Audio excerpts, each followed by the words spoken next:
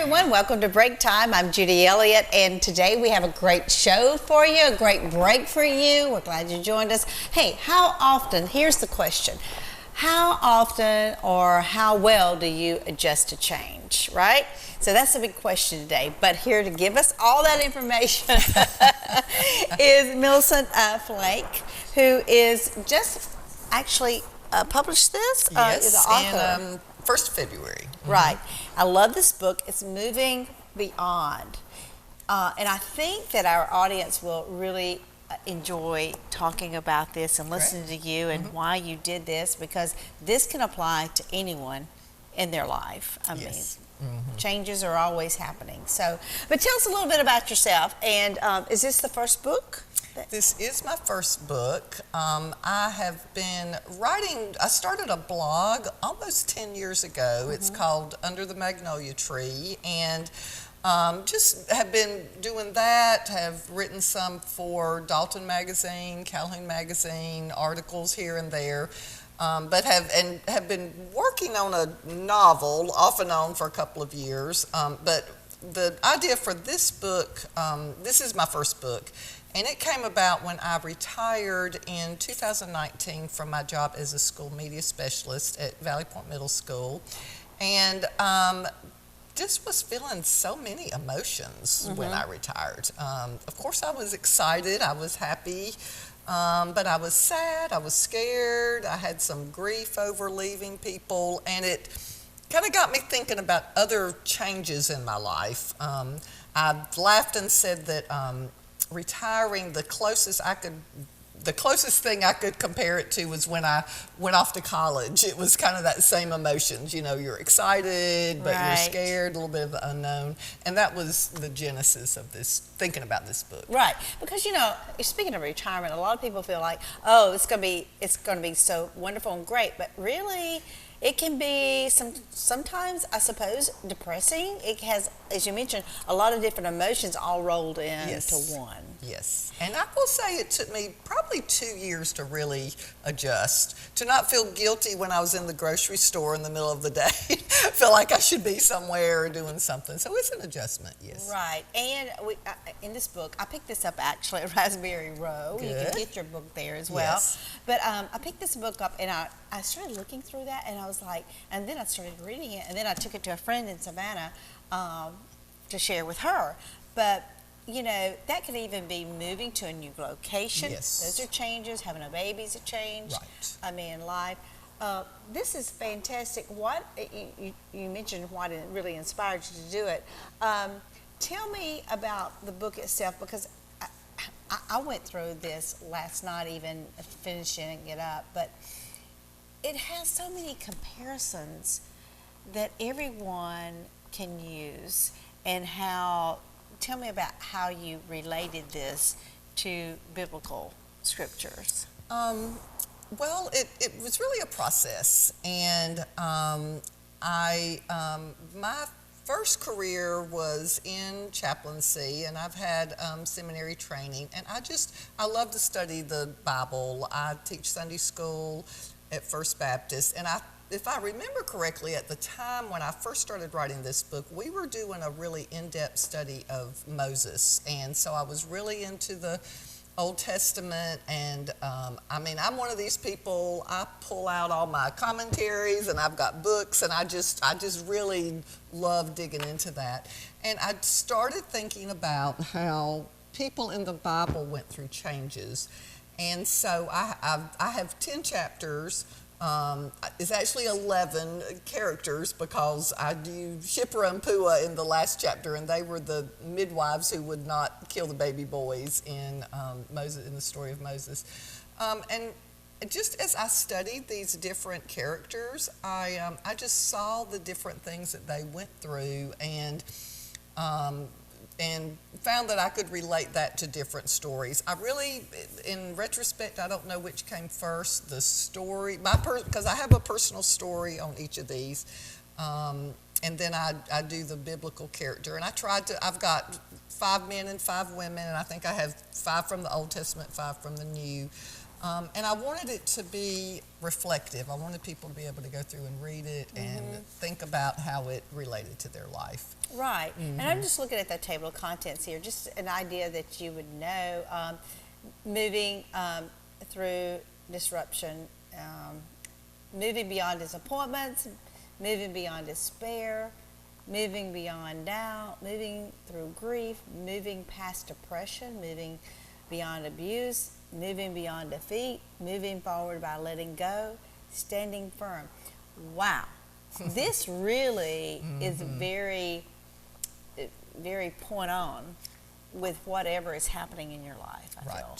Right. And I wrote it hoping that different people, different ages would be able to relate.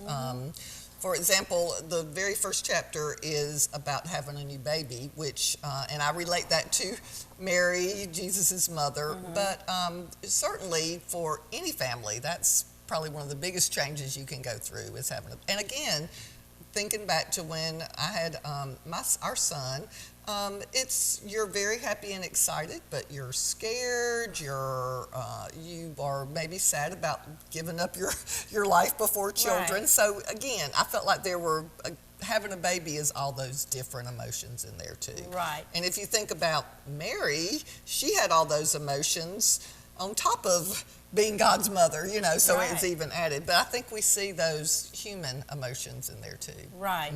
And also, the loss of someone, whether it be a loss in the family, a Right. loss of a friend, this also addresses those Right. kind of issues and fears and.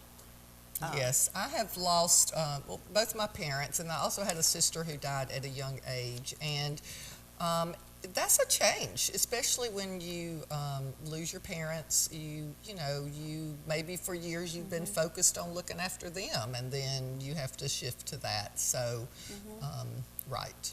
What about where you talk about moving forward by letting go? What's that kind of about? Well, one of my favorite verses, I have been a runner for many years, and I may not quote the verse exactly, but it's where Paul talks about letting go of all that holds us back, and so that we can finish the race. And when I was looking at Paul's life, and if you look in the book of Acts, the first mention we have of Paul is when he is holding the cloaks for the men to stone the woman, or not the woman, to stone I forgot the person that he. This is embarrassing, but I've forgotten the name. But y'all know who it is.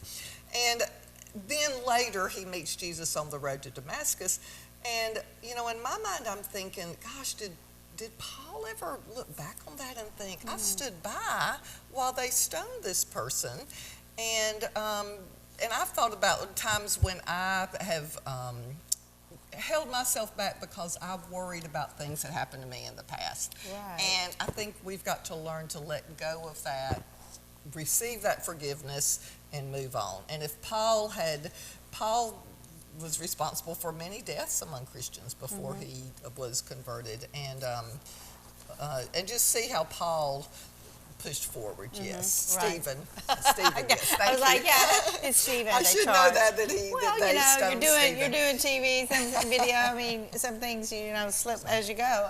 I'm talking about it with me, but anyway, that is fantastic. That and like I said, this can be also used for many ways. I thought about Bible studies. Yes, and I know I have one friend who is using it in her small group right now, and I think it could be used in a Bible study, small group, Sunday school.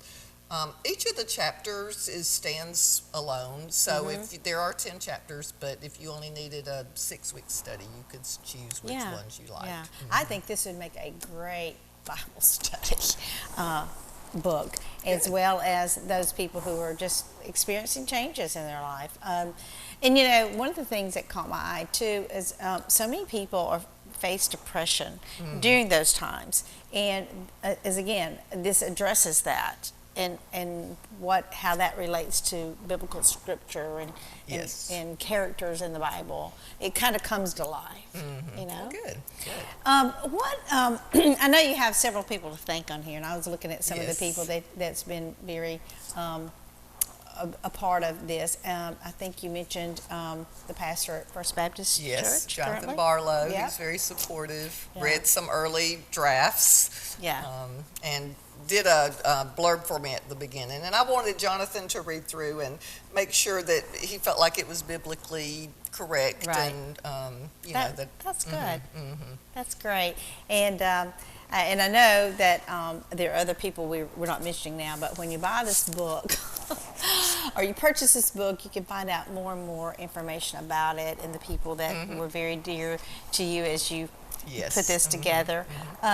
Where can we find this? Now, I know I found this at Raspberry Row. But So here in Dalton, it is at Raspberry Row, the Green Door general store, and also at the Pine Needle over Okay. on Doug Gap. And then I have it at a couple of stores in Calhoun, or it is on Amazon, Barnes and Noble, Okay.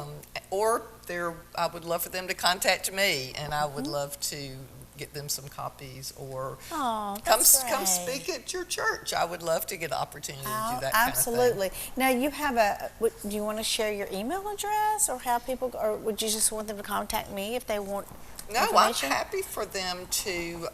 It's a very easy email. It's MAFlake, FLAKE at bellsouth.net. I also have my blog. We live in an old house down in Sugar Valley, out in the country, and we have a huge magnolia tree. So my blog is called Under the Magnolia Tree, I love and that's at maflake.com. So yes, I'd love for them to contact me. Flake, FLAKE. Yes, like very a corn easy. flake. Oh, Yes. it's very easy to remember. Well, any plans beyond this, or are you just kind of waiting to see how you feel about it as you go through? Well, it's been a great journey since the book came out in February. It's really opened a lot of doors for me to share. I am planning, when this kind of dies down, to get back to my novel that I have been working on off and on for several years. So it's more of a young adult novel. Okay. It's very different from this, so Okay. it'll be a whole different demographic. Right. Well, thank you so much. I Thank just you. want to say to everyone, this book really is great. Moving Thank you, Judy. Beyond with Millicent Flake. All right. Thank you again for being with us. We certainly appreciate it, and I hope everyone here has enjoyed break time here. And we'll see you next time. Thank you.